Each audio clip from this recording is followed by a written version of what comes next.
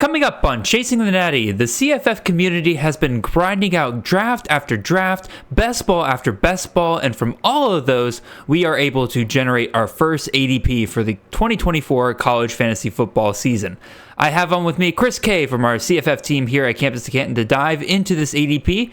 We'll be pointing out the trends we're noticing and analyzing some of those players that we think are both going too high and also too low in drafts. All that and more coming right after this.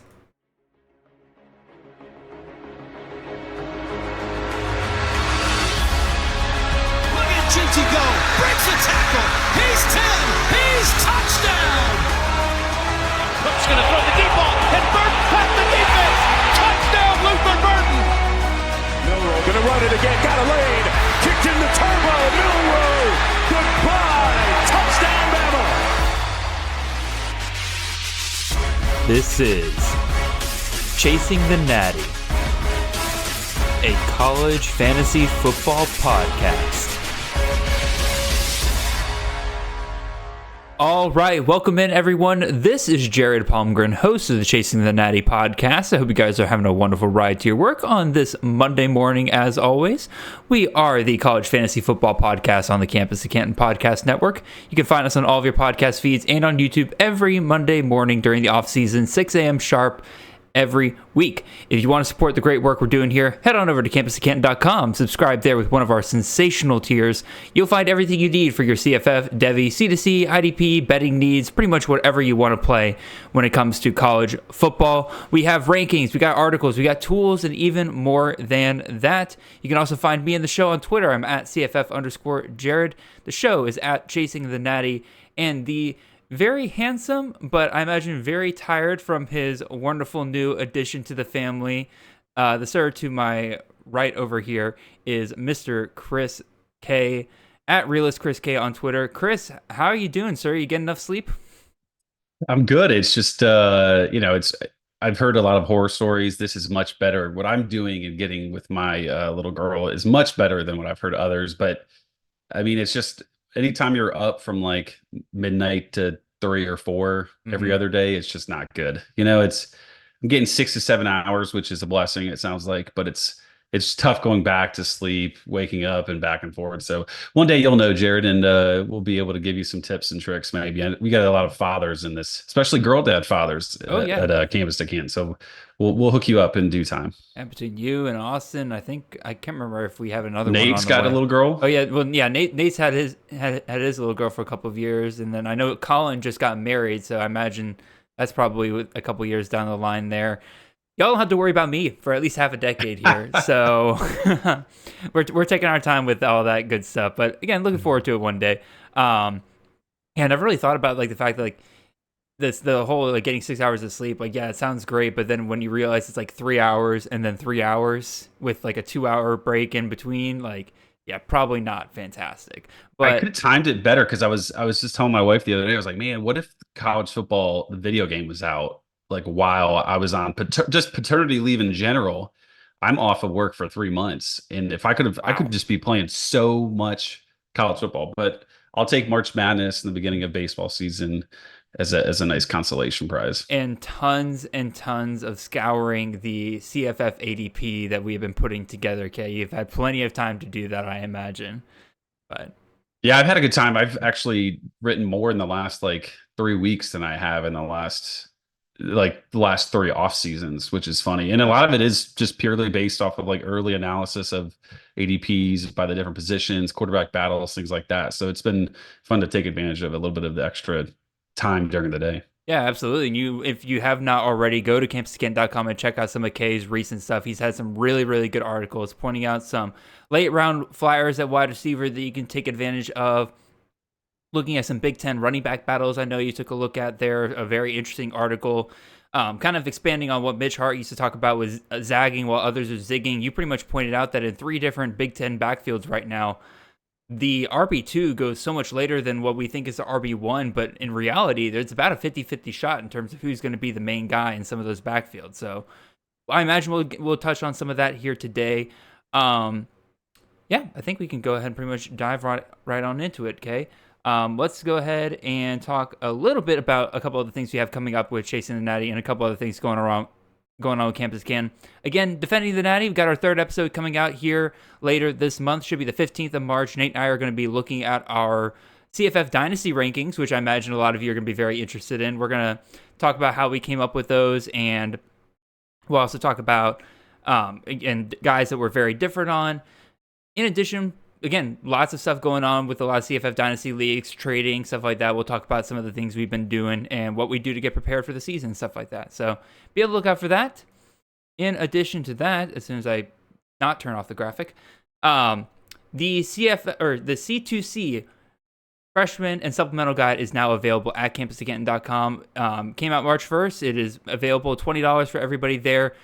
Easily one of the most unique and important guides that we put out here at the company every single year, especially if you're playing a C2C and or a CFF Dynasty League. It's a great place to go, start, learn about these freshmen. And the great part is, unlike 247, On3, Rivals, and everything like that, we specifically focus on their fantasy impact going forward for college football and also, again, for C2C purposes, looking at them going into their NFL potential. So it's an incredible guide. Love doing it. We at the CFF team wrote up all of these supplemental players as well. So guys that are available in 10% of leagues or less, absolutely go check that out. Well worth the money there. And then last but not least, again, this is the time of year where everybody's still trying to figure out, all right, who came back, who's transferred, where did they go, and everything like that. Easily the best place you can go to do that is the returning production profiles as part of the C2C Winning Edge package we have at campusofcanton.com. All 134 teams, yes, including Kennesaw State, our new friends to the FBS this year. It'll have everything you need to learn exactly who is here, who's gone off to the NFL, where did these transfers go. Easily a great one-stop shop. I use it all the time for preparing for these shows to make sure that there's nothing that I'm missing regarding going into drafts, going and talking about different rooms and stuff like that. So absolutely go and check that out. All right, Kay, enough of my spiel. I had to make you sit through that. I know you normally skip that whenever you listen, but let's get to the fun part here, Kay. Okay, let's get to the fun part here, Kay. Up on the screen, I have the top 24 at each of the positions. So if you're watching this on YouTube, a free look at some of the early ADP here, some early round guys and everything like that. If you want to see the full ADP, you can go over to campusofcanton.com. We will have our early ADP up as of the time that this releases. I know we're releasing at some point this weekend, so absolutely go check it out, dig it into yourselves. But up on the screen again, top 24 at each of the positions here. K, looking at what we have here, what is a trend that you kind of notice right off the bat here? The quarterback's the easiest one, right? Like there's 3 superstar types, and then I think conceivably you could have the next 20 guys be in a complete different order based on talking to 100 different people. There's a lot of personal preference in terms of like volume passing quarterbacks, like a Ward or maybe a Preston Stone, MillerMoss types.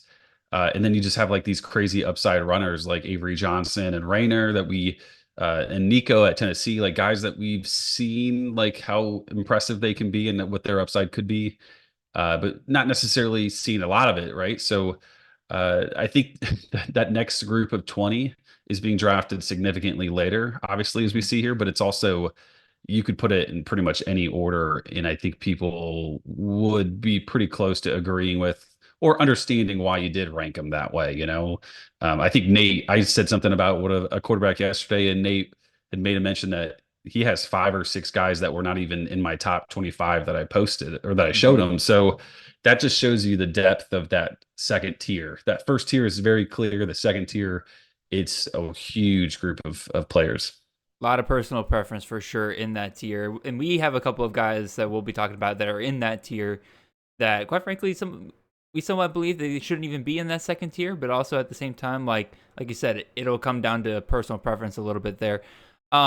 Let's look at the running backs and wide receivers, I think, next year, because really this year, I think people are really big. Like, so many people have bought into the idea of wait on QB. You don't need to reach up and grab for QBs too much in the 4th, 5th, 6th, or in the 2nd, 3rd round, stuff like that. and load up on the skill positions pretty early on, especially at running back. I've already talked about that this year is a very strong year for running backs, but just like every year, it cuts off at a certain point. So a lot of people, it seems to me, are really buying into the idea of just load up on as many of these workhorse running backs as you can early on, and then wait for something like quarterback, in tight end especially, where it feels like, as you pointed out, Kay, those at least second tier guys really feel very close to one another, so you don't really miss out if you're waiting super long on those guys. What about you, Kay? You've been in a couple best balls this year. Do you kind of follow that same pattern of loading up on running backs and waiting a little bit on quarterbacks, tight ends, maybe even wide receiver a little bit? Yeah, definitely. I'm a pretty conservative drafter when it comes to like outlook and potential, right? And it's bitten me a little bit. I've really done a good job of drafting quarterbacks in years past, but the flex positions have just been difficult. And I think part of that is like I have a hard time seeing and trusting the upside and taking shots. But I think like there's a good group of 8 or 9, maybe 10, 12 guys that like they have upside and they have a high floor. So those are like clear guys that I want to target, especially and then also at like receiver, right? I think receiver has the same kind of group where it's like 7, 8, 9 guys that are really good. And then then it becomes kind of like quarterbacks where it's like, all right, well, where is your preference on, are you going to take a shot on a guy that's maybe a little less proven? Are you going to go a little bit more proven? So it is a really good group of running backs, which is nice. I don't remember the last season or 2 years ago, the top 10 being like so nice, like such a good group of running backs, but I certainly can't complain at the top. It'd be hard not to take at least one in the top 2 rounds. Yeah, I've at least what I've noticed in some of the drafts that I've been in so far is that most of my favorite drafts, like you said, seem to have at least taken a running back in at least the first or second round. I'm not as big of a fan as the like double wide receiver start that I've liked in the last couple of years, like trying to land some elite guys, especially on like that first, second turn, grabbing 2 elite wide receivers in that turn. This year, I'm loving the back end of the first round in terms of where I'm starting, just because that's where I can easily nail 2 elite running backs in my mind. Like in the last best ball draft that I did, I was able to land RJ Harvey and Taj Brooks as my first 2 picks, and holy crap, I couldn't feel any better set up going into the year than getting those guys versus like, even if you have like the first pick and you are getting Ashton Jeanty with your first pick, which is obviously incredible, even by that point, the elite options are kind of flying off the board by the time it makes it back to you on the 2-3 turn. Yeah, I have 2 thoughts there. I just did a draft where I drafted first, and GT is like a no-brainer. But that end of second round, beginning of third round, it felt like I was just outside the cusp of those guys, right? Like I took Baxter, which I like Baxter. There's nothing wrong with him. Sure. But like there's some, when you're looking at all the different options that you could be taking if you're, middle to the end of the first round type pick, there's a lot of risk compared to like a Harvey or a Brooks. And then I took Concepcion from NC State. I didn't love it. There's reason to love him in the third round-ish, but it felt like a weird spot, and the other thought I was thinking was like in previous years, you always had multiple quarterbacks that could sneak into the second round or third round. This is cut and dry. There's 3 quarterbacks, and then everybody's going after the same guys in the second and third round. So maybe one thing that we have to figure out in the next couple of months is like, how do we differ? How do we find an edge? Where can we find a way to get that edge on drafting? Because everyone's going to be doing the exact same thing until someone proves otherwise. Because there will be 3 quarterbacks picked in the first round, or at least the top 15 picks, and there won't be another one picked for 30 picks. Like that's almost a given. So it'll be really interesting to see how we can find some zigging and zagging there, like we kind of already mentioned. No, I definitely agree. And whether that is, like you said, like finding specific guys that kind of fall into that range that you like, so it's no longer as weird of a spot. Because, like, in my opinion, like in years past, like that 2-3 turn was always great because, like you said, people would draft quarterbacks and that would push down at least one running back or wide receiver that you really, really like to get back on that turn. It really does not feel like we're getting that this year at all. Like, and it was a little deceptive in the beginning because a guy like DJ Giddens was going in like the third round. And I'm like, okay, I can get behind DJ Giddens in the third round because that means I can grab him on that 2-3 turn. I feel great if I can get DJ Giddens with Ashton Jeanty. Well, he's quickly moved up into the second round. Guys like Sean Atkins, Tej Johnson, they're kind of moving up into that range. Pofele Ashlock. Devin Neal was a guy that was going kind of third round. Jaden Ott is still a guy I think you can get in that 2-3 turn where you can feel pretty good about yourself. But at the same time, like, even he feels like just a little bit of a step down compared to some of those elite guys. Yeah, he doesn't feel like the old second round running back. It's last year there was 5 or 6 quarterbacks. Someone really likes Penix, or Nick loved Joe Milton, so you could always guarantee he would take him in the first couple of rounds. Like you said, a guy would fall back and you'd benefit from it if you were of the practice of waiting on quarterbacks.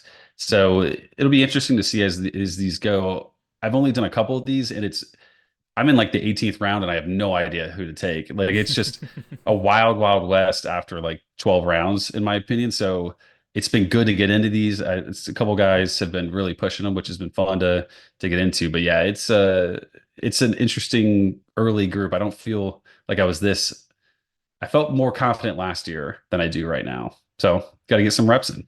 No, absolutely. And again, just I guess it'll be a small little break here in terms of me just advancing to everybody out there. Like, if you want to get involved with these drafts, these best balls, like $5 best balls, I run them. Ryan Carpenter, he's at CarpG926 on Twitter. He's been running a ton of them. And in my opinion, they are the best way that if you don't have a ton of time to scour all of college football to try to find some hidden gems and everything, these are 30-round best balls. That's 360 players that are taken in every one of these drafts. That pretty much narrows down your pool of players to look at. Now, granted, it's still 360 players, but at least it kind of gives you one spot. Just doing one of these drafts will give you kind of a quick little window into like, all right, these are the guys that I can be my starting point in terms of who I'm looking for. And look, if you're in a draft with somebody who you happen to respect, maybe it's a content creator, maybe it's somebody you've played with in a league before and everything, that they do a good job in CFF, focus on their team. Take a look at what guys they're drafting and everything. It's a really, really good way to get to know the player pool, get to know the value of players, and again, for a relatively cheap cost. And again, maybe you win some money out of it because you just happen to draft a really, really good team. So with that being said, Kay, I think we start getting specific here. Again, we talked about some overall trends and everything like that, but people want names. People want us to talk about the players, and they want us to tell them who they're taking or who they're spending too much on, Kay. So I think we'll start off with the players who are being taken too high. We each put up a quarterback, we each put up a running back, and we each put up a wide receiver. So, Kay, start with you. Who is your quarterback that you think is going too high in drafts right now? Oh, shoot. I thought you were going to do graphics and stuff. Give me one second. Oh, no. Cameron Ward, right? I was waiting for you to say the name first, and then I would throw out the graphics. It's like, wait a second. I scrambled. Jared keeping me on my toes. I got to get on the show more often. Ward for me. And I was a known Ward hater, and he kind of proved me wrong last year. He was also going like pretty high. But Washington State's a different offense than Miami, right? Like, Miami to me is not going to produce like big time quarterback play. He kind of fell into some rushing touchdowns, it felt like, and ultimately I just have a hard time thinking that he's going to be able to reproduce what he did in a different offense, right? He's got to learn a new offense, potentially a second or third offense in his last 4 years. So he doesn't fit my mold of not run first, but kind of run dependent quarterbacks. And so he's an easy fade for me. He's going around quarterback 18. I think I have him more around like 28 to 30-ish. So I've warmed up to him a little bit. Last year, I think I was in the low 40s, and this year I'm in the mid to late 20s on a guy like Cameron Ward. Yeah, like you mentioned, he's going QB18 right now. I have him as my QB30, so right around the same range as UK. To me, he's a very system-dependent quarterback, right? So like the 2 years that he went off, he was in Eric Moore's system at the FCS level, which we showed that he didn't quite work out as well at the FBS level in Eric Moore's system. But then Ben Arbuckle comes along, puts him in a much more favorable situation with his system, and Ward's able to jump up further. So to me, the system matters a lot here in terms of where Ward's going to be. I don't think he is the type of quarterback that can transcend whatever system he's playing in. So we got to look at who's he working with there at Miami. Well, obviously Mario Cristobal, but Shane Dawson's their offensive coordinator. He comes from the Dana Holgerson coaching tree, which sounds great at first, but every time Shane Dawson's had his turn to replicate that system at different spots, he has not been able to. And it kind of makes me worried about what Ward's going to be able to do at Miami, especially given the fact that Tyler Van Dyke, who in my opinion is a pretty good quarterback, was at his best last year at a QB41 pace. So unless Ward is going to do something that Dyke can't do, which is run, which Ward seems to be able to a little bit. Again, he ran for quite a bit last year. He just got sacked a ton. Like, I think he got sacked 35 times last year. So he was constantly getting hit behind the goal line or behind the line of scrimmage there. So he's a bit better of a runner than I think we're giving him credit for. So that could boost him up a little bit here. But I don't think it's necessarily going to get him to go from being a QB 41, which, again, Van Dyke was on last year, to a guy that's going to finish in the top 20. Feels like a very safe quarterback, a guy you draft as like your third quarterback off the board to make sure that, you know, if your dual threat guys have a bad game or their passing's off one game, it feels like Ward's going to be a safe 20 points per game kind of guy. I just don't think that he's worth drafting up there in the top 20. He also, you know, I think you're right. I think he is a little bit more of a runner. The sacks hurt him. Who knows? Sacks are just so unpredictable, right? We can look at Nick's winning, Nick's returning database. That's, winning edge returning database. And that certainly helps, right? But that's not like a one-to-one, hey, I know for sure he's not going to get sacked. I think we all agree he's pretty bad in the pocket, like in terms of pocket presence. So maybe he's causing some of these things. But also, he had 8 touchdowns rushing on 120 carries. That's a pretty steep, like, if you're including sacks, he basically had 8 touchdowns on 85 carries, like 85 true carries. That is a crazy touchdown rate. And you cut that number in half, and that automatically takes him 2 points, per game down. And so that really matters, and you can't really rely on something like that, I think. And this goes back earlier to my group of 20 or so players in that second tier of quarterbacks. I just like all of those guys much better. I just think that they either possess a higher floor, there's less risk maybe because there's no difference in coaching changes or personnel changes. Or maybe they have more upside. I would take Avery Johnson over Cam Ward every day of the week, and they're probably fairly similar. Or Rayner, those types of guys way before I would take a Cameron Ward, because at least the upside is game breaking. No, I definitely agree. I need to look at Van Dyke last year again. I mentioned that he was on a decent pace to start the season, but his best game last year was 33.76 points, and I believe that came against a G5 team there. And then otherwise it was very up and down for him. And then another point, to your point, Kay, about the rushing touchdowns and everything, there was no running back really at Washington State last year. Right. He's going to Miami, and granted, none of their running backs can seem to stay healthy for more than 5 minutes. But at the same time, they have a stable of running backs that are going to be able to pound it in better than Ward will be able to, which was not the case at Washington State last year. Part of the reason why I think Ward got so much goal line carries last year. So agreed. I think that's a very good point. I'm not drafting him. I don't think I've not drafted him once so far this year, because like you said, in this range, this 8th round, I'm probably taking. Let me look at the ADP real quick. Who all goes around him? I'll take a shot on Jackson Arnold, who goes 1 pick ahead of him in ADP. Avery Johnson, who goes 4 picks ahead of him. Jalen Raynor, I'd take the shot on him. What about Chandler Morris? Chandler Morris, I don't need rushing. I don't need running out of Chandler Morris. I just get straight volume. Why? Exactly. If anything, that feels like a safer option than Cam Ward, considering.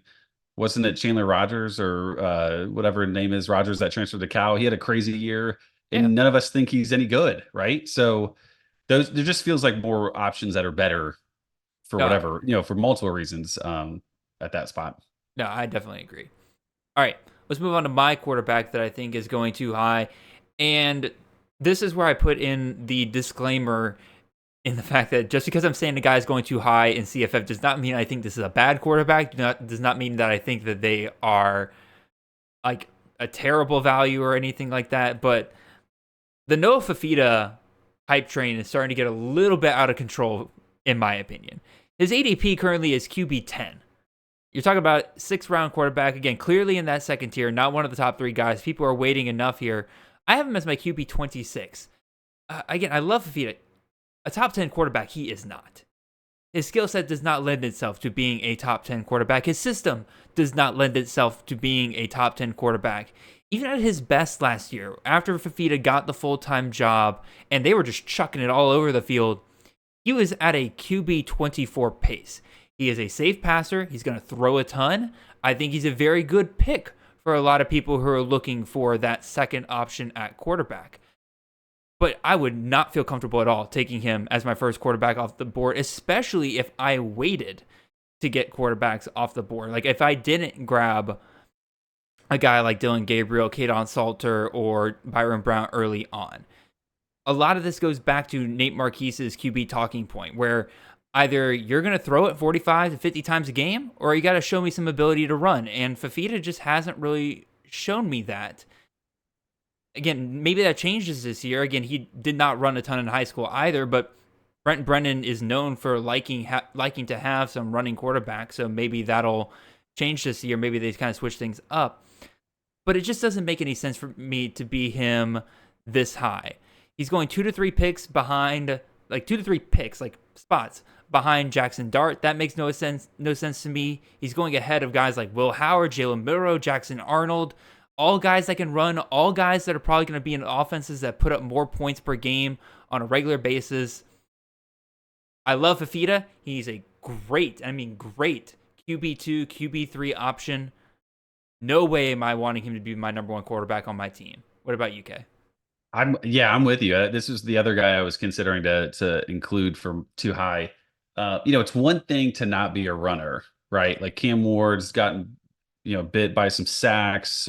He still ended up with like 100+ yards, 8 touchdowns. Fifita had negative rushing yards on the season and 0 touchdowns.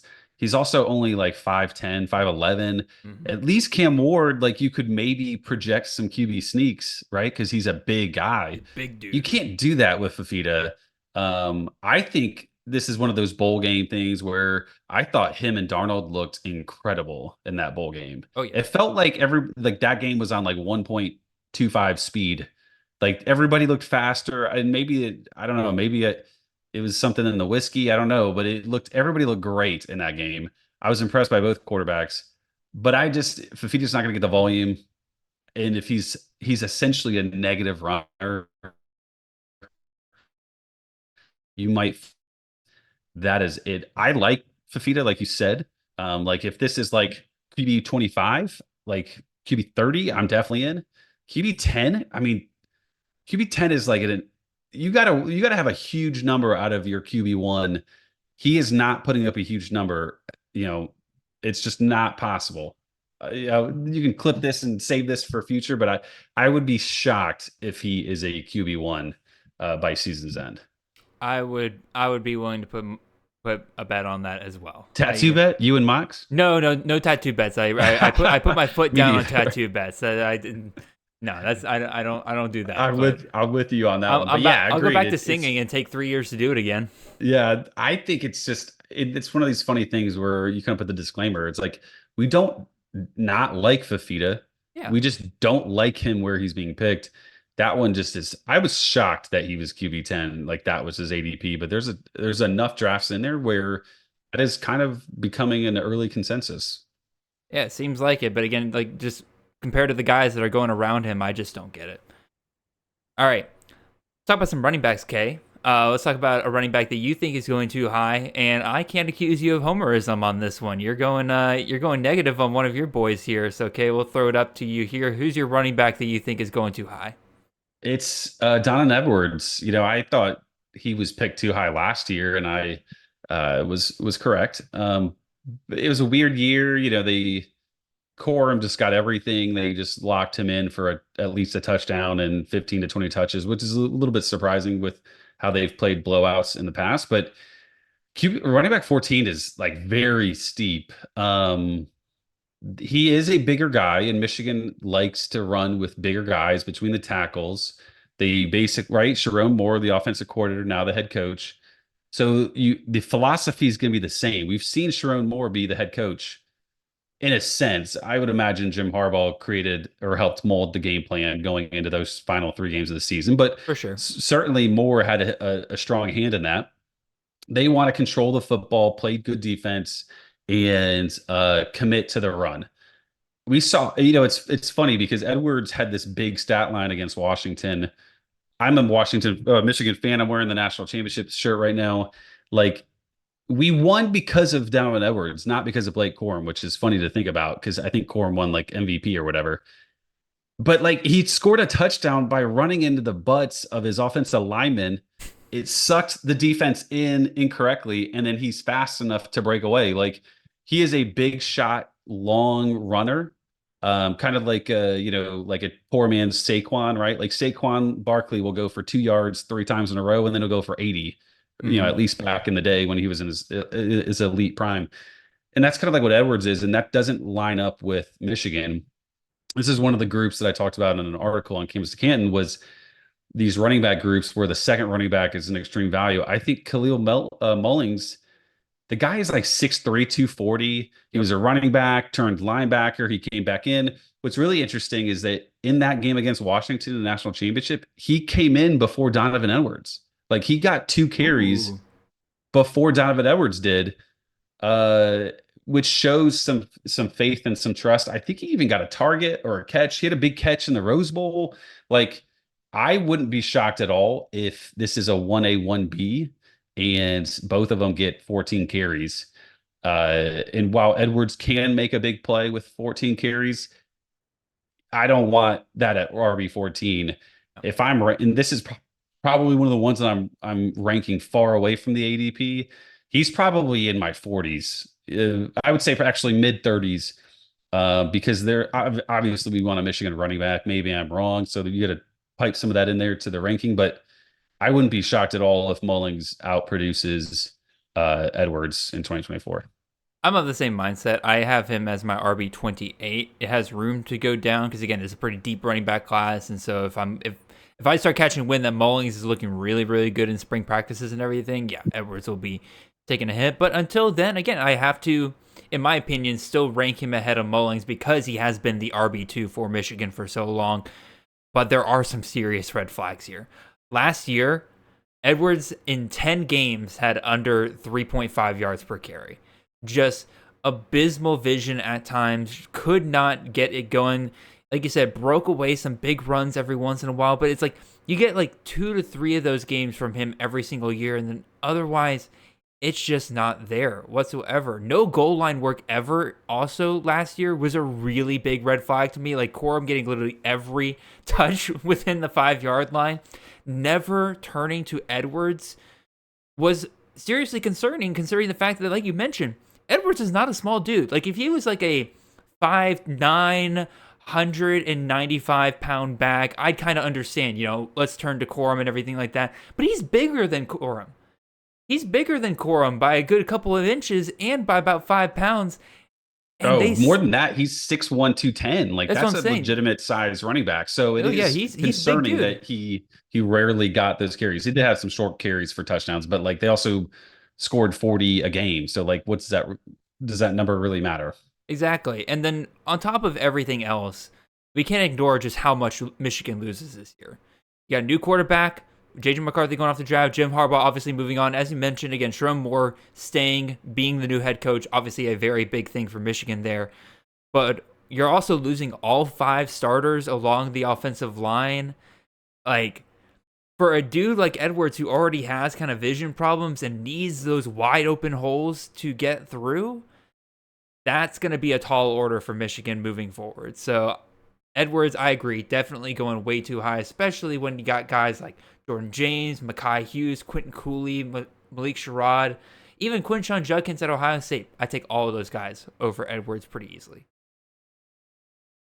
All right, let's move on to my running back that I think is going too high, and I'm going with Mr. Peny Boone, running back formerly of Toledo, now at Louisville. ADP has him at RB23. I have him outside my top 48 here because, guys, have we not learned our lesson with G5 transfer running backs? Have we not learned this lesson yet? I think there are paths for G5 guys to jump up to the Power 5 and have really good years, right? But just look at some of the guys, the big G5 transfers last year, right? Carson Steele going to UCLA. Brian Battie going from South Florida to Auburn. Sean Tyler going from Western Michigan to Minnesota. Aiden Robbins going from UNLV to BYU. All of them took massive hits from where they were at the G5 level, and even in the even in the cases like where Carson Steele, where he was the RB1 for UCLA last year, still a massive hit because a guy like TJ Harden was pretty close to his equal in that backfield. And I think it is a massive mistake to think that Peny Boone's going to come into Louisville and automatically become what Jawhar Jordan was for Louisville last year. Obviously, Jawhar Jordan, top 24 running back for CFF last year. We've seen Jeff Brom focus on one running back before, and it'd be great for CFF.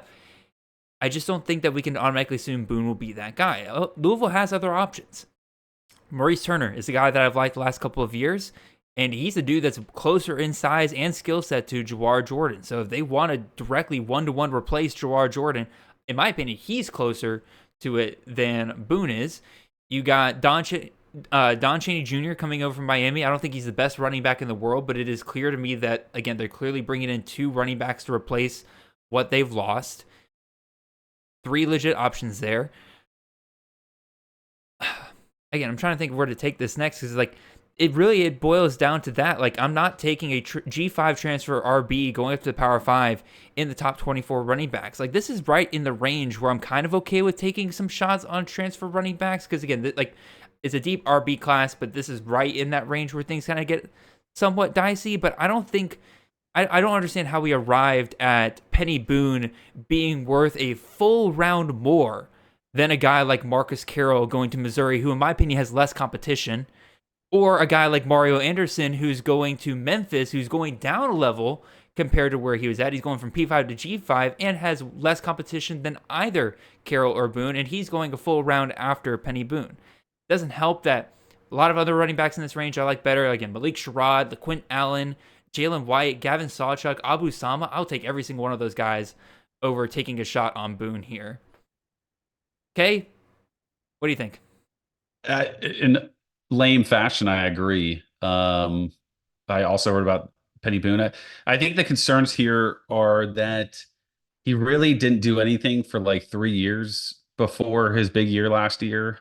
Like, he was not good his first year at Toledo. He was average at best 2 seasons at Maryland. Like, I just have a hard time convincing myself that he's worth this draft position in a new offense at a higher level, right? Like, ACC isn't like groundbreaking, but it's certainly, I mean, there's a difference between, I think, G5 and a P5 and MAC to P5. Like, that's a huge step up. And like, sure, you can say Sean Tyler, it was tiny, or some of these other transfers didn't make sense, so of course they failed. Peny Boone's a big guy. I still don't feel confident in him at this spot. This is another offense that has to replace a bunch of guys. I think we're all confident in Jeff Brom to figure it out, and Shuck feels good enough, and they've got enough pieces around to make that offense good. But they do lose a lot of players that were really relevant last year. So what all does that mean within a quick turnaround of one offseason? So yeah, you're not going to sell me on Peny Boone. He's about 10 or 15 spots too high for me in terms of running backs. No, I would definitely agree. And like, the crazy thing is, like, I've been in a couple of drafts and I've seen him go as high as the second round. And I'm like, y'all, either you did not know that he transferred from Toledo, or like you're assuming way too much about his ability to translate up to the Power 5 level. Because like you mentioned, Kay, like at Maryland, he was struggling to get 4 yards per carry. And even at Toledo his first year, he was less than 4 yards per carry. So it was like, it didn't look great for him at first. He was part of a full committee. It wasn't until last year where things click. Now, obviously, guys get better at their position the more they play. Don't get me wrong, but like, I don't know, over 7 yards per carry, and the MAC is not going to translate at all to the Power 5, in my opinion. So, all right, okay, wide receivers time. Let's go, and we got two guys that are right at the top. So like we're going big fish hunting on these two wide receivers that we're going to try to knock down a peg here. Okay, who do you guys your wide receiver that's too high? Emeka Egbuka, I think you and Ethan touched on it a few weeks ago with the change in offensive coordinator with Chip Kelly. It really got my mind thinking about like how to potentially attack this whole offense. Um, Chip Kelly, let's say that they go with Chip Kelly as like the full-on, hands-on offensive coordinator type. Ryan Day steps away from any sort of duties or influence. He has not produced studs at receiver. I think you mentioned like Bobo and some of these other guys at UCLA in the years past. Decent years, certainly not worth top 3-4 rounds, let alone mid-second. If you want to say, okay, well, hey, let's say it's Ryan Day and Chip Kelly's just a guy, right? Like he's influencing, he's helping Ryan Day with the offense.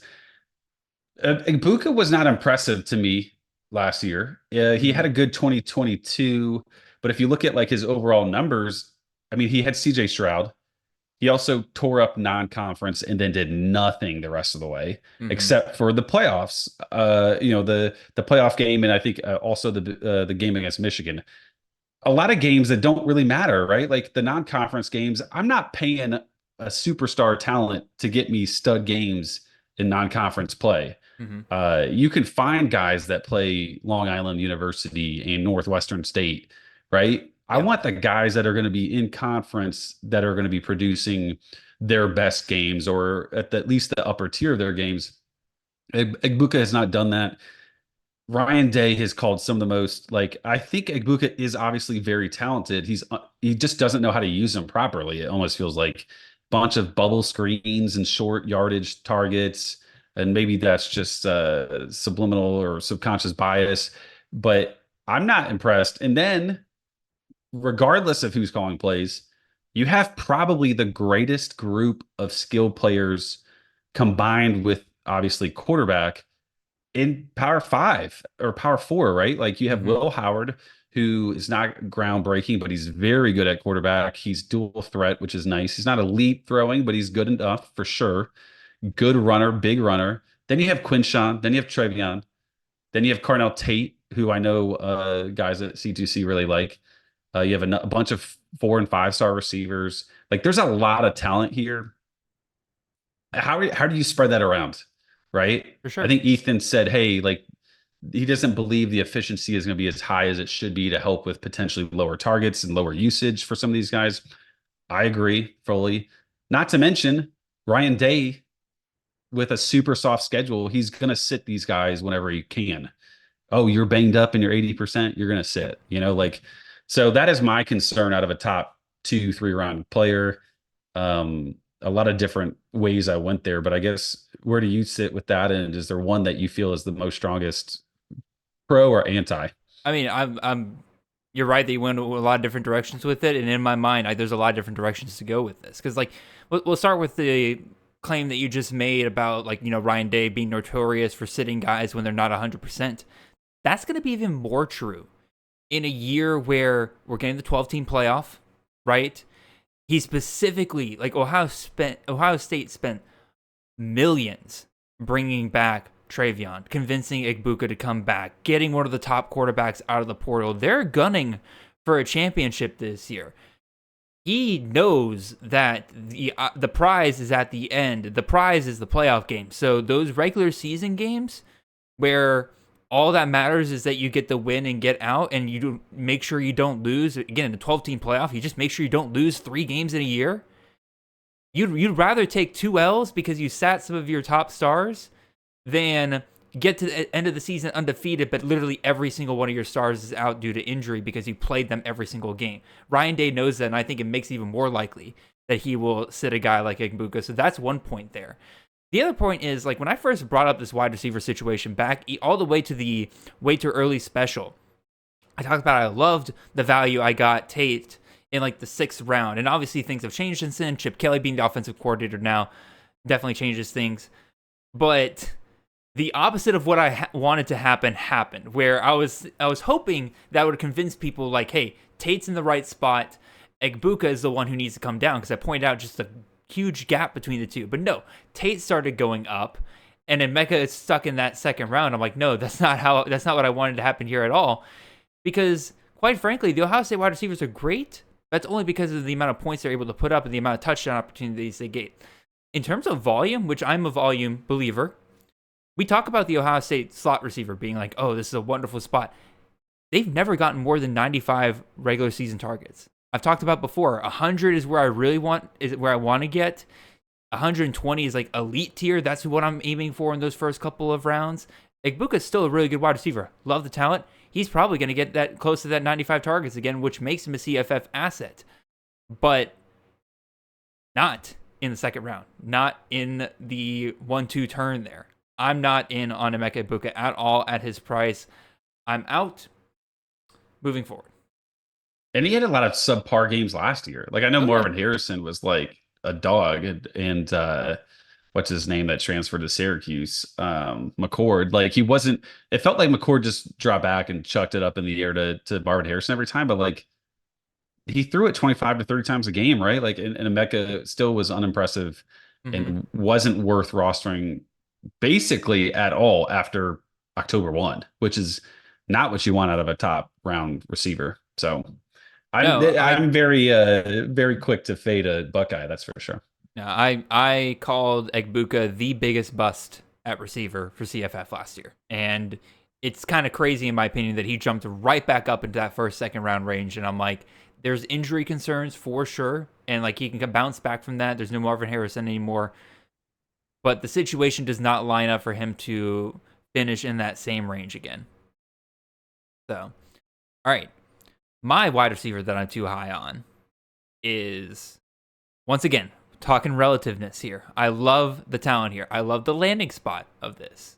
But we got to talk about where EvanStewart, former wide receiver out of Texas A&M, now at Oregon, is going. On average, his ADP is 11.4. First round wide receiver. I'm not saying drop Stewart 2 to 3 rounds here. What I am saying is don't draft a transfer wide receiver or running back in the first round. Period. End of sentence. There's too many known players to take that risk on that early on in your draft. Quarterbacks are usually okay transferring, again, especially once their job's pretty secure, just because of the nature of their position. They're not competing down with other guys. Meanwhile, running backs and wide receivers, things get a lot more volatile, especially if there's serious competition already waiting for them at their new school, which there is in the case of EvanStewart. Again, I think EvanStewart's a more talented receiver, but Tez Johnson's still there at Oregon. They've proven they can feed 2 wide receivers and everything, but still, go first round with him, I think, is a big misutilization of your early round draft capital, right? Like, let's look at some of the transfer wide receivers and where they've gone in drafts recently. So, like 2013, Devontae Walker, good pick, but he wasn't the first. He was the first transfer wide receiver off the board. He was in the 3rd round. If EvanStewart was going off in the 3rd round, I would have no qualms. I would even say that would be a value at that point because of how much I like the landing spot. Jamari Thrash, 3rd round as well. Also a good pick in my opinion before he got hurt. But again, 3rd round, not 1st round value there. Dorian Singer, 5th rounder.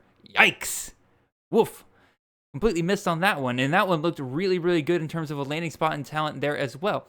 Again, I love his talent. I love the system. I like the two combined, which is why I still have EvanStewart in my top 10 wide receivers. But I don't think you should be spending a 1st rounder on someone that's barely started his first couple of weeks of practice with his new team. Like, it doesn't make sense to me to draft Stewart over really proven guys like Jalen Royals, Torrey Horton, even Luther Burden in some drafts. I've seen EvanStewart come off as the 2nd wide receiver off the board. That makes no sense, in my opinion, why you would ever go with Stewart over a guy like Luther Burden or the other 2 guys I mentioned, Royals and Horton. So it's relative. I'm not saying like completely fade Stewart. I would like to see him fall into that late 2nd, early 3rd range for me to feel comfortable with his value. What do you think, Kay? I think you're never going to get EvanStewart in a draft, which is totally fine. If that is your like where you put the foot down, and if you believe the numbers play to your advantages, right? It's kind of like blackjack. Hey, I play by this rule every single time of how I play blackjack. That's how it's going to produce in the most positive way for me. I totally respect it. This is probably the most we're going to disagree today. Well, I shouldn't say that. This is the first time we disagree today, but it's not like I'm talking I wouldn't take him at like 10, 11, 12th overall. I would take him 15, 16, 17 overall. Like, I do agree. I would prefer Royals. I would prefer Horton, Burden, obviously. But then we get this weird kind of gap of like Ricky White, who I really like, but like quarterback is going to be that quarterback play could really hurt him. For sure. I don't like Egbuka. Sean Atkins is a really interesting guy at that spot. And at that point, that's where I'm like, okay, well, I would have to take Stewart, right? Oregon has last year had two guys with over 1,100 yards and 10 touchdowns. I am a big Bo Nix guy. I don't know how Dylan Gabriel can't do something similar. Mm-hmm. He feels kind of like a left-handed version of Bo Nix. The coaching staff is very like, it's continued. They're still there, obviously. So I do agree. I would wait a little bit, 4, 5, 6 picks. I'd probably just go running back, or something like that instead of just taking a receiver. But I can see why you would avoid it, right? I thought Dorian Singer was going to be awesome at USC. Why wouldn't he, right? And then he completely wasn't. So, like, I can get where you're coming from. This is probably the first time we're going to disagree, but it's going to be by just barely. Yeah. Like I said, I'm not saying like, oh, EvanStewart is a complete like waste of a value. Like I get why people want to draft him as high as they're doing right now. I'm just saying from my perspective, like those first those two picks are so valuable. We talked about it earlier that like, especially on that back end right there, right? Like picks like 8 through 12 on that 1-2 turn, like you can land some really, really elite options, just known options at running back and wide receiver. And then you let the guys who are on the back half of the second round, let them take the risks on some of these guys that seem really, really great. So that's my thoughts. I will say a real quick add on it that he falls in that gap of 8 to 12th overall pick, in the first round, that you do have some really sure-handed, really great picks. And so like there is a question of why take the risk for somebody that's going to produce probably at best what we know RJ Harvey, Taj Brooks-ish, those types are going to do automatically, like Royals and types. So it's like, well, why would I take this risk if I don't necessarily have to? Like, does Stewart have an upside that is that much better than these guys? Yeah, probably not. That was pretty much my point. Now, yeah. I'll play devil's advocate with myself in that when you're on that 1-2 turn, because you have so many great options there, if you were to pair EvanStewart with like an RJ Harvey, or like you took him at the end of the first round, you pair him with like a Taj Brooks, for a fact you have at least one other elite option there in the first couple of rounds. So you're willing to take a little bit more risk because you've already kind of gotten your safe pick out of the way with somebody else. So a couple honorable mentions I could have thrown up on today and everything like that. Haynes King, quarterback out of Georgia Tech. Jalen Buckley, I really thought about doing as the running back, but again, we just talked about that last week with our G5 coaching staff changes. So if you want to know why I am fading Jalen Buckley at his current cost right now, go listen to that last week. And then Trey Harris is the wide receiver I'd probably say is like the next one up that I think is going a little bit too high just because of the amount of competition going on for targets over there at Ole Miss. And also Lane Kiffin typically likes to spread it out, even though Trey Harris had a phenomenal start to last year. Okay, before we move on to players that we think are going too low, any kind of honorable mentions that you can see off the top of your head that you were kind of thinking about? Not really. I think Haynes King is the one that like has been shown a bright on. I think it was Mitch that mentioned on Twitter, like, hey, I think he's got an extra. Oh, Heath, that's what it was. Heath Boyd. Yeah. He's got an extra. I think he's got an extra bye week, and he also has like 2 incredibly difficult games, like at Georgia and somebody else. So then it's like, oh man, are we stacking up like games that I pretty much can't count on a quarterback? Which is kind of like a little bit of like Caleb Williams from last year, where he had 2 byes and one of them was championship week. So you have to take that in consideration. So I would say he's the glaring one that was not mentioned in my group of listings. So yeah. Alrighty. Well, let's turn positive, Kay. Let's talk about some guys that we think are going too low, some guys that we think people should be happier about in terms of where they're getting at in drafts. So we'll start with your quarterback, K. Who do you think is going too low? Oh, this is about as homer as it gets. Kyron Drones, right? I was about to say I have to give your homer card back here. I have done a my guy for years. I would pick Kyron Drones, but he is a Virginia Tech guy after I picked a Michigan guy, after I picked a former Auburn guy, after I picked a former Virginia Tech guy. Sure, some of them have worked out really well, but like I will have him in basically every single draft. I don't know at this, what is he, 26? I don't know 26. how he doesn't. That is his absolute floor to me, unless he gets hurt or something that we can't predict, right? He's 6'2", 230. He had only 5 rushing touchdowns last year on 166 carries, 800 rushing yards. He was more than adequate through the air. They play at one of the softest schedules that you'll see, especially in the ACC. Mm-hmm. They return pretty much everybody on offense. Every single receiver's back. They lose like 2 depth pieces at running back and our Mox and I's favorite Baquan, right, at tight end to Ole Miss. He returns everything. I mean, if you looked at his numbers last year, quarterback 42, and he basically played like 10 games. 9.5 games. Yeah, like the one game, I think against Rutgers, you could consider, I can't remember exactly. He might have played half. He might have played full. The guy is about as like surefire to me as it gets. I have him inside of my top 10 at quarterback. Biased, I don't care. This is right up my alley of my type, like give me a runner, give me an adequate thrower.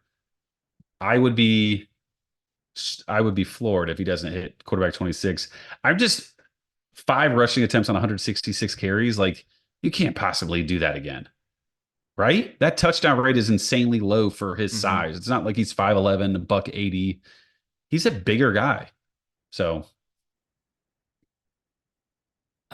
where'd I go with this? No. I think QB10 is a little high, but I'm actually more in consensus with ADP here. I got him as my QB28. I love him in best ball. My problem is I don't trust Virginia Tech and their coaching staff to consistently put their guys in position to score well in every single game. Because even after Drones got himself the job and everything like that, man, there were some stinkers, right? Like, what is this, week 6? I think it was. No, wait, hold on. I mean, he stunk against Florida State and he stunk against Louisville, like without a shadow of a doubt. He was just absolutely had some awful. really, really bad games. Now, granted, hopefully second year you're looking at him being more consistent again, but also at the same time, second year everybody's got some game film on him now, so there's something else to think about there. But if you extrapolate what he's able to do in the last 10 games Virginia Tech played and put it to 12. You're looking at a QB29 range. I think that is perfectly reasonable to expect him. He's, I think, obviously going to do better than what he did last year. He's a great QB to have on your team because of the fact that he can score 40 points in a single game, which is obviously always something you want to have. My thing, again, I just don't really trust Virginia Tech's coaching staff to put him in a place where he's going to produce every single week for me, and that's something that I want in that top-end range as my first quarterback off the board. But yeah, the TD regression point is a very important one, I think. Yeah, and real quickly, he did play the full game against Rutgers, so it was a full 10 games. They kind of toyed him around the beginning. I would argue that I just forgot my point. There was something I was going to mention about him that made me feel better about it. Oh, it was Tyler Bowen, though, the offensive coordinator. I think going into the year, right, like Brent Pry is a defensive guy, and Tyler Bowen is known for like being a Jags tight end coach. Like what does that even mean, right? You look back deeper, Tyler Bowen was the offensive coordinator or like guy at Penn State, and he ran quarterbacks. So consistently, Grant Wells ran 2 years ago, and he's not really that much of a runner, right? True. So you have to really hope that the offense gels or continues to gel, which I think it will. There's no reason for it not to. And it's a little bit like, for me, it's regression to the, or I shouldn't say regression, or whatever the reverse of that is, right? Like no, it's regression. No, touchdowns. That's regression to the mean, right? Yeah, regression to the mean. damn it, I hope Nate doesn't listen to this. I think Mox will get onto you for that more than anything else. Will definitely get on. He's kind of a vocab snob, I feel like. But I think he'll score more touchdowns. We'll see. We'll see how it goes. I am willing to plant a flag on him. He's not going to be my only guy. I have another guy or two in the mix. How many yards did he rush last year? It's like 818, I think. 818. So again, 10 games. If he scored 5 touchdowns, you're probably looking at 3 more. So again, that puts him another 18 points up. Yeah, I mean that gets him. If you include extrapolating it out to 12 games and you add 3 more touchdowns to kind of make up for that and everything, yeah, you're probably looking at him getting into QB 22, 24-ish range. I think that's probably a bit more fair. I think he's a great kind of QB2 grab, an excellent QB3 grab in most drafts. Yeah, my top 10 is aggressive for sure. Yes. I'm not going to disagree with that. You got Chandler Morris in your top 10 too, don't you? I do. Just to give people an idea of like what your top 10 looks like. I think this goes to my original point at the very beginning. Give me a pool of 20 quarterbacks. I think we'll find 100 different ways to rank them. I just think there's that many good quarterbacks in weird, good situations. And the quarterback play is only going to get better as this transfer portal continues to be as wild as it ever gets. No, and to your point, like your top or your quarterback ranking specifically in that second tier of guys, your philosophy is, all right, if I'm going to have this massive pool of guys here, the guys with the highest upside should go first. Right? Like, I'm not going to put the safe guys that I'm not going to rank these guys as if, like, all right, this is where I actually think they're going to finish. I'm going to rank these guys as, like, hey, if things hit for Kyron Drones, he's a top 5 quarterback in CFF this year. Versus, like, you're not going to think the same way with Garrett Nussmeier, right? Like, if everything hits for Garrett Nussmeier, he's probably, at best, a QB 20, right? Yeah. So you're going to rank a guy like Drones, even though there's potentially a lower floor than a guy like Garrett Nussmeier. So, all right. Let's look at my quarterback I think is going too low, and that's MillerMoss, quarterback over at USC. Currently QB23. He's my quarterback 12. I get it on some level. Moss isn't Caleb Williams. He's not Kyler Murray. He's not Jalen Hurts, right? Like, probably, I would say, on paper, the least talented quarterback that Riley's had to work with in a good bit. But at the same time, CFF, we love our systems. He's still a Lincoln Riley quarterback. And to be able to get that in the end of the 9th, 10th round, to me, is absolutely insane. There's a lot to like in terms of what we've seen out of MillerMoss here pretty recently, right? Chased off Malachi Nelson. Now, granted, I don't think that's entirely because of Moss. I think there was a breakdown between Riley and Nelson there. But he did manage to chase off Will Howard, who USC was looking at as the potential quarterback to bring in for next year after he did an exceptional job in the bowl game against Louisville. Obviously, you don't really want to take too much away from bowl games, as we kind of mentioned with Noah Fifita earlier, but he diced up a really good Louisville defense to the tune of 372 yards and 6 touchdowns. Like, again, do I think he's going to do that every single week? Absolutely not, but it's enough to prove to me that he can do well in this system now that he's had a couple of years to kind of sit there and cook in the kitchen before they actually put him out there to serve.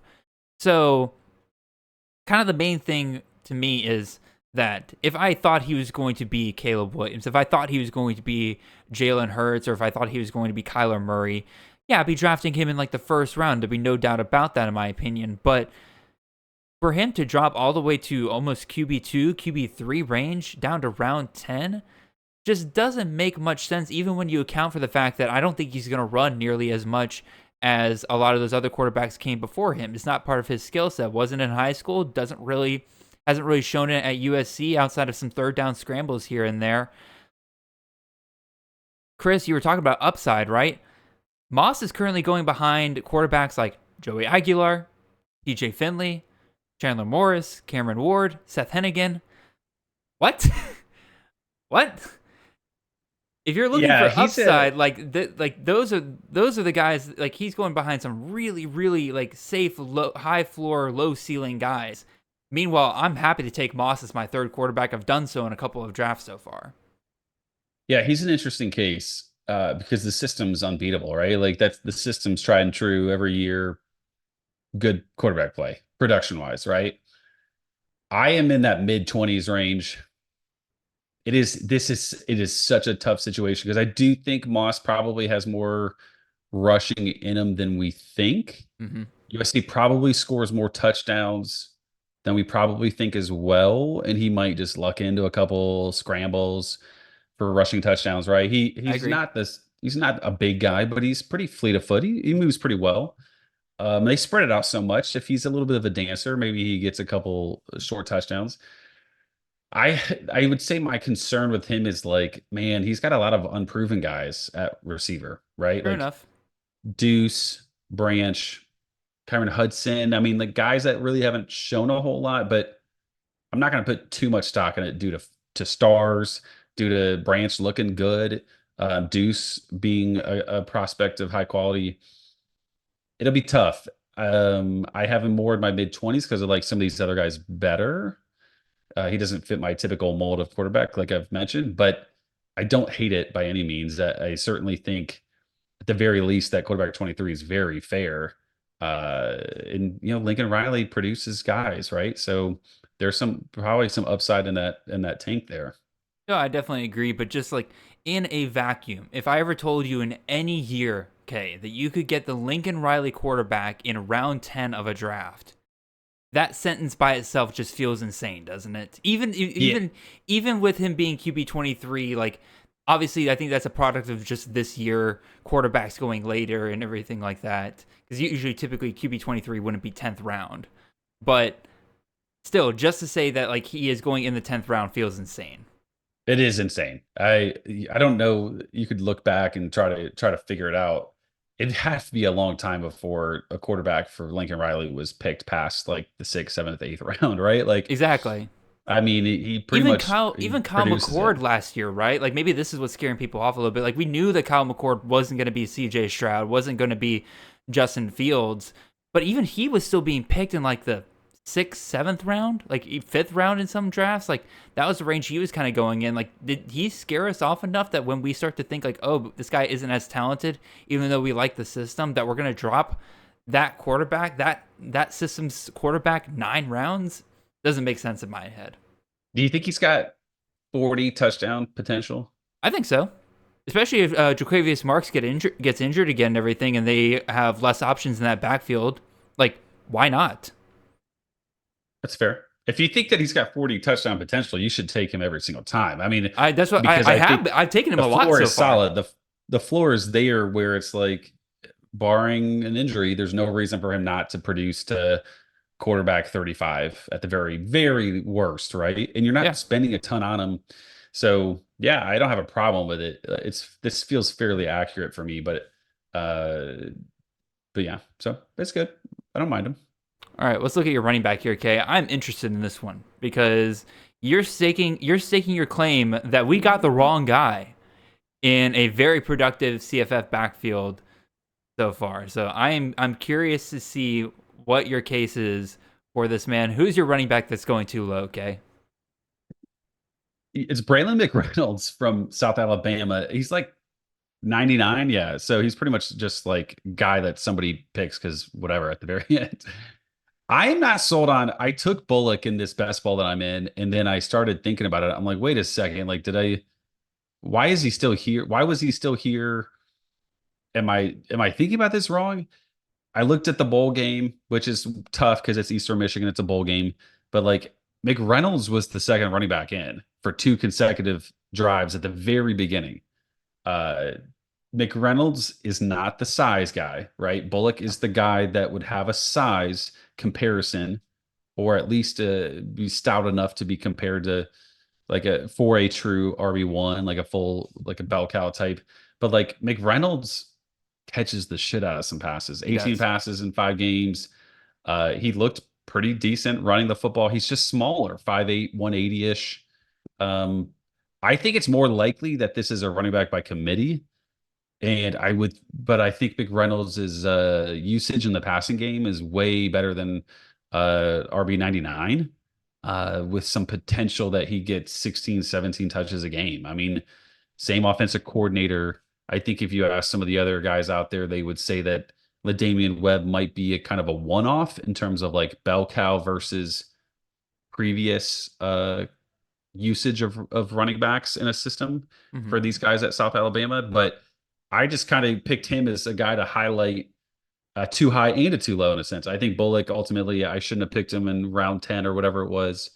And McReynolds should be shot up more than like the RB99, considering which should be a very good offense. I really like Gio Lopez, and he's very effective in the passing game. So I like McReynolds, and I think ultimately his pass game usage is like what puts him, very usable in a RB by committee. So I'll tell you where I agree. And that is, I think that I like Kentrel Bullock. He's not going to be a LaDamian Webb. LaDamian Webb's been a top 20 CFF running back for the last 2 years. I have Kentrel Bullock as my RB35, and I think that's probably fair. He's definitely going to be a tier lower than LaDamian Webb, even in the best case scenario, right? You mentioned Gio Lopez. Gio Lopez is going to take away some of those touchdown opportunities that Webb was basically handed on a silver platter last year, right?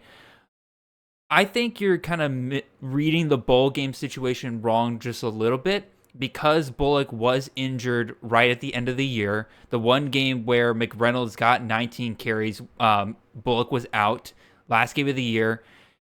You come into the bowl game, you already mentioned it's Eastern Michigan, so that like South Alabama just toyed the crap out of Eastern Michigan during that game. And while McReynolds got the first carries and everything like that, I point that more to the fact that, again, Bullock was coming off of injury. They weren't going to throw out a guy coming off of injury right out there, especially when you have McReynolds, who performed admirably in the last game where he did kind of get that workload early on. So I think the size comparison is legitimate here. I know you make fun of me for being a sizes sometimes, Kay, but if you're looking for a guy that they can trust with 20 touches in a game, who are they going to trust more probably when all else is even? The 5'11", 200-pound guy or the 5'8", 180 guy? Probably the 5'11", 200-pound guy. Definitely. I agree that McReynolds is going to play a part, right? He is a better pass catcher. He makes sense as Bullock's in there for downs 1 and 2. They're in third and 5, third and 6. They throw McReynolds out there in case they need to make a dump off pass to the running back and he has the better hands. For sure. I think McReynolds will be the reason why Bullock, like in addition to Gio Lopez, why Bullock will be a significant tier down from what we've gotten out of LaDamian Webb over the last couple of years. I am just not ready to say that I think he's going to get enough work in order to really make that jump up as a legitimate option for CFF. Does that make sense? Even as the RB2. Yeah, I think that's fair. I think we're pretty much on the same page with some slight differences. The thing is, you just never really know. There's so many injuries that happen throughout the season. You don't know where one guy truly stands. So True. It's not apples to apples to say, hey, this guy was the next man up, whether it's bowl game or mid-season, about who. There's a lot that goes into it. I think for me, it's more like McReynolds is like a mid to late round flyer, is just really, maybe I don't hit on some of the high floor guys at the beginning for running backs. And so maybe I feel like, okay, well, I feel like I get 10 to 12 points weekly out of McReynolds because of the pass game usage, at the very least. Part of the strategy, right, with some of those late round flyers and everything is that you grab guys where if you're sitting there thinking like, all right, if this guy goes down ahead of him, kind of like a Kaytron Allen, right?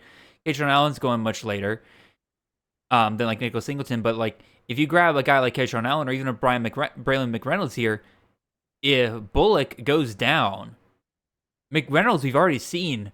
If Webb and Bullock were gone last year, McReynolds became a bell cow guy. They were still okay with making him a bell cow guy, even though he has a smaller stature, because it's a Sun Belt, right? Like he can handle that workload there. So I think that's part of what else can add to McReynolds' value, especially in those later drafts. So, all right, we'll look at my running back. I think is going too late here. And we're going to go to a tried and true CFF system. Love running the ball over here. Got to talk about Mr. Kaden Feagin, running back out of Illinois. With all of the true freshman running backs last year that performed really well for CFF, that have made big jumps in terms of CFF ADP this year. Like think of your Darius Taylors, think of your CJ Baxters, guys like that. Feagin feels like he's just kind of stuck down in that, like, again, he's RB57 in CFF, round 12 versus guys who like Baxter and them who are going like first, second round. I'm not saying Feagin needs to go that high or anything like that, but his situation sets up really, really well. And if he is the main guy, you're looking at a really solid running back here for CFF. At Illinois, all that's left right now is Feagin and McRae. Reggie Love off to Purdue for some reason. And of those two, between Feagin and McRae, I'm rolling with Feagin. All right, during a 3-week stretch, we saw that Feagin looked what he looked like in a workhorse role. Nothing crazy during that time, but in that 3-week stretch, that was enough to put him on a top 24 RB pace for CFF. If he's able to keep that up the entire year, again, very, very solid, dependable back for you right there. And some of you might be saying, like, again, well, McRae is still there. He's been there longer. Like, aren't you worried about him potentially just kind of getting the RB1 role due to seniority? I'm not really worried because of two reasons. One, McRae hasn't played a full season since 2021. He has gotten injured in each of the last 2 seasons. It sucks, and I don't like kind of including that in my analysis, but in terms of, like, why I'd be okay with a guy like Feagin, that's something I have to factor in. And then two, McRae's just not super great. Like, he hasn't had a season where he's carried the ball for more than 4 yards a carry since his freshman year. Those injuries have been piling up for him in terms of what his ability is. Feagin obviously got injured last year, so it's something I got to keep an eye on there.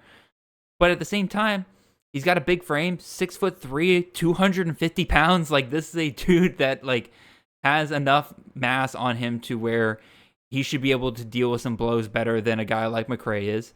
And then the other part of it is that between McRae and Feagin, Feagin's the better receiver of the two. Like, surprisingly, for a 6'3", 250-pound guy, 9 catches, 116 yards, and a touchdown last year versus McRae averaged 5 yards per catch last year. The Illinois top running back should not be going as RB57, basically is my point. He's going behind guys like Raheem Sanders, both of the Arizona running backs between Merritt and Conley. Roman Hemby he's going behind. That doesn't make any sense to me. Montrell Johnson down at Florida. Like, if Feagin gets the RB1 role at Illinois and he gets a workhorse role, this is going to be insane value here in the 13th round. What about you, Kay? Disagree? I would agree with you on this. You definitely want Illinois running backs. I don't think McRae has done enough to, like, scare me off of Feagin, a second-year guy with big size, good hands, like you mentioned, shockingly good hands. He looked good enough in, like, the usage that he got last year when called upon. And this is pretty low. I mean, like, the thing is, right, like, the upside here is pretty strong. This is a guy that I feel like would fit the mold of a guy a few years past I probably wouldn't target because there is some doubt. Like, technically, right, McRae could play his way into Feagin being a nobody. Mm-hmm. But I feel like this is the type of a guy that I would want to try to target this year, thinking I feel like I have a good read on him winning the job. This is a system that you want to have the running back with the job. This is way too low of a price. I definitely would want him over Hemby. You have a couple other names that are being drafted around him just for, like, comparison's sake? Raheem Sanders, both of the Arizona backs, Montrell Johnson. That's, Raheem Sanders, man, RIP. Like, what happened? Know, right? That's tough. That's tough to swallow. If you did, like, a dynasty startup last year, you're just really struggling with that Raheem Sanders pick. Those feel like decent guys, but I would take Feagin over all those for sure. Give me at least the upside of, like, a lone Illinois running back, right? So I agree. I'm with you on this one. Probably the worst case scenario that can happen here is what happened with Rutgers last year, where we all like Samuel Brown coming in year 2, coming off injury, and being like, oh, Kyle Monangai hasn't really done anything over there. And that could happen again here, where it's like, oh, Josh McRae's been injured. Feagin looks so much better than him. And then we get into the year, just McRae takes the number 1 job and just doesn't look back from there. So, now granted, also Sam Brown never really got healthy last year, so that's part of it, but still. Right. But, all right. Looking at your wide receiver that you think is too low, K. There's a name I have on the screen, but really you're just talking about the whole wide receiver room in general here. So who are you looking at? Kind of. It's the Bama guys, right? Yep. You have to flip the image for me. Perfect. Yeah, Kobe Prentice and Germie Bernard, right? I think there's reasons to like both, right? Prentice was pretty good in limited time. He is super young too, if I remember right. Oh yeah. Germie Bernard comes over with Deboer. So there's some familiarity with the offense. I think if you're thinking like, if you don't take one of these two guys that essentially, I think they're back to back, right? Like They receiver are 63, 64.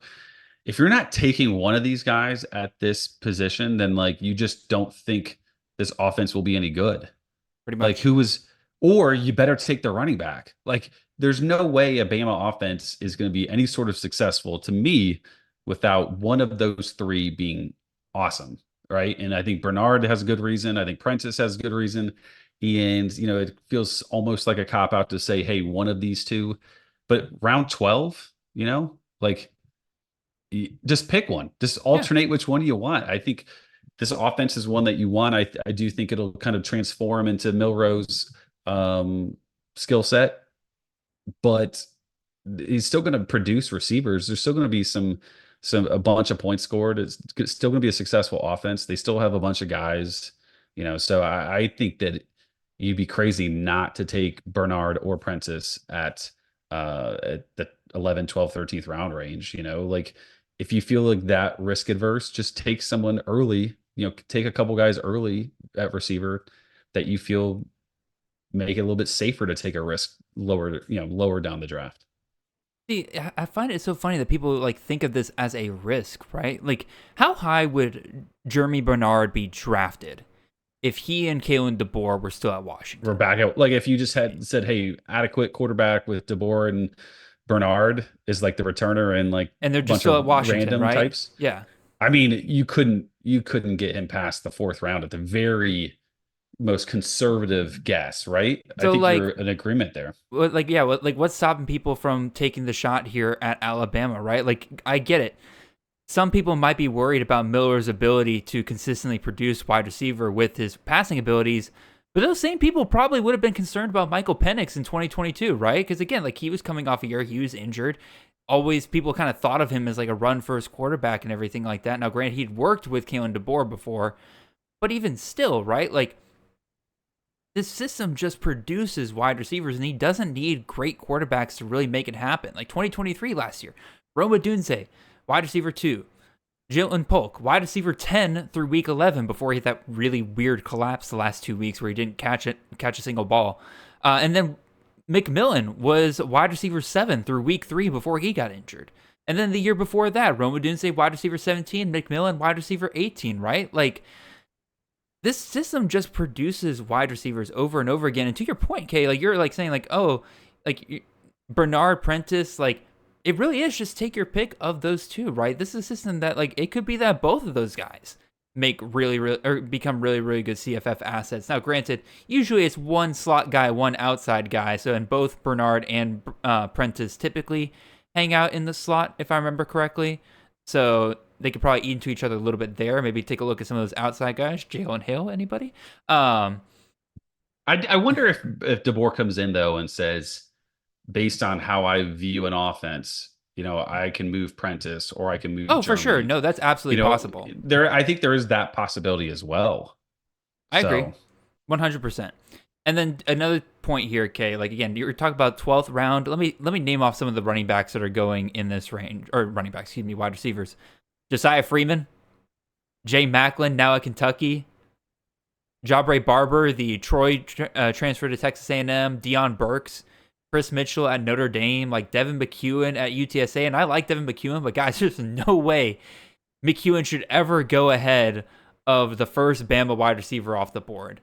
Makes no sense in terms of why these guys are going so late. Yeah, I agree. All right. Last guy we'll touch on here. Again, this one's interesting because my actual ranking of him and ADP are actually not that far apart, but this is kind of like your thing, Kay, where you're kind of using your too low to emphasize a guy that's going too high in your opinion. So I'm going to do that here with Kyren Lacy and really the LSU wide receiver room here. ADP's wide receiver 45. I have Lacy as my wide receiver 40. Yes, like I said, the difference between ADP and ranking are relatively minuscule, but where Lacy's getting drafted compared to CJDaniels does not make any sense at all in my mind. Lacy's ADP, like I said, wide receiver 45, 10th round. CJDaniels is going wide receiver 26, and that's in the 6th round. 4 rounds difference between these two is absolutely insane in my mind. Again, and I like CJDaniels. I think he's very, very solid. But Lacy's been with the Tigers for 2 seasons now and has started for both. He's become a very versatile weapon for them, moving all over the field, kind of plays that same role as like Malik Neighbors had last year, where he can be on the slot and the outside wherever they need to use him, wherever they can get that mismatch. He's going to go there. He's got a really solid size, 6'3", 215.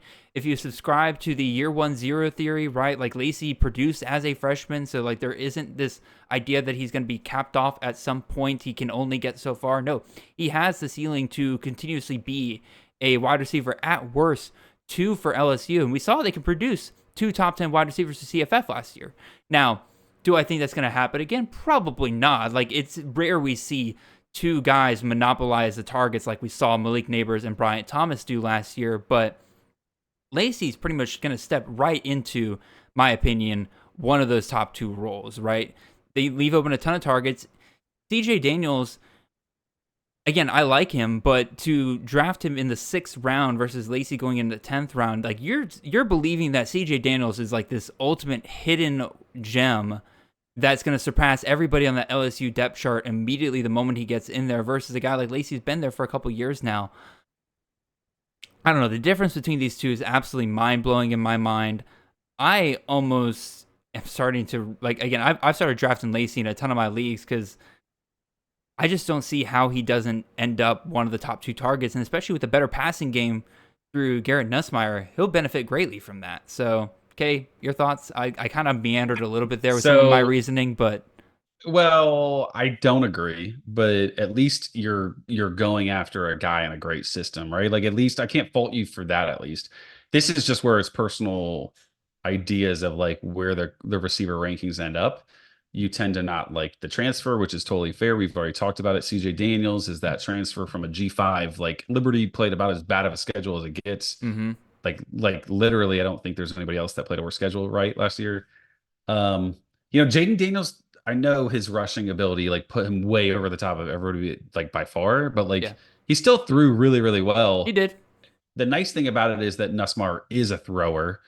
You're kind of almost hoping for like 85% Joe Burrow type passing and not much running at all, obviously, from Nussmeier. I have a hard time thinking that this is too low.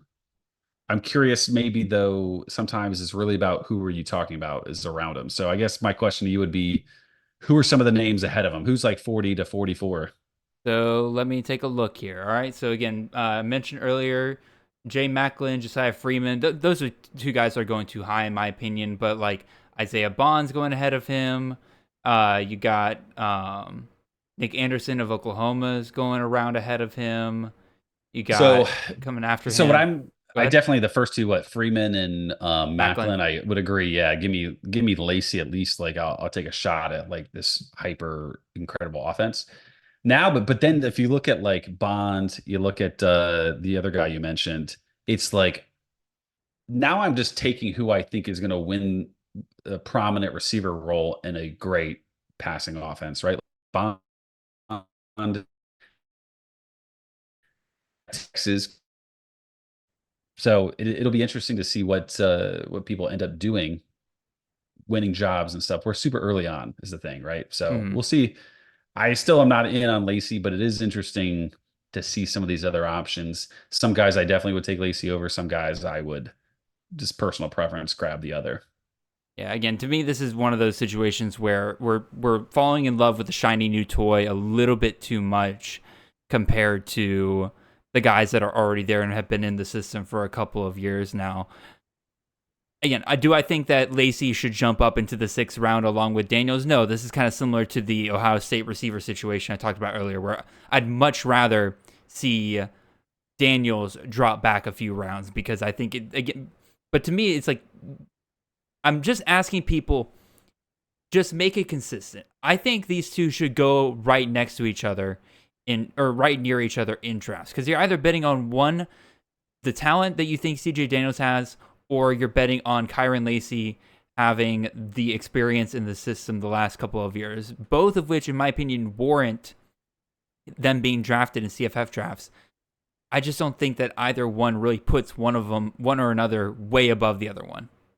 So, all right, couple of honorable mentions I'll throw out here. There's a lot of running backs and wide receivers, I think, that go way too late. So I'm just going to list off a bunch of names here. Jes Malusi, Chip Troyanum, Nathan Carter, Harrison Whaley, Ricky Hunt, Caleb Jackson of LSU. Like, all, what is that? I mean, like 6 guys there. Like, go check out where they're going in drafts right now. I almost guarantee you all 6 of those guys will have their ADP rise over the next couple of months. That wide receiver, I was afraid to actually name some of these guys around Kyren Lacy because there's a whole group of wide receivers right here around the 10th round that, in my opinion, are going too late. Cole Wilson of Texas State, Rashad Owens, Oklahoma State, DeCorian Clark, UTSA, Landon Ransom Goals from Rice, and Malachi Fields from Virginia. All of them go in the same range as Lacy, and really just a whole bunch of guys there, in my opinion, that are going after this tier around the, what is this, 7th, 8th round, some of these wide receivers where I'm just like, man, I don't think I've drafted a ton of wide receivers in that range because I let other people draft the Easton Mesters, the LeJontay Westers, the Will Shepherds, the Eric Singletons, the Caden Robinsons of the world. And I'm like, yeah, shoot, you guys take that. I'll take Rashad Owens and Lacy and Fields and Kobe Hudson's, all of that in like near round 10. Fine by me. So those are my guys. What about you, Kay?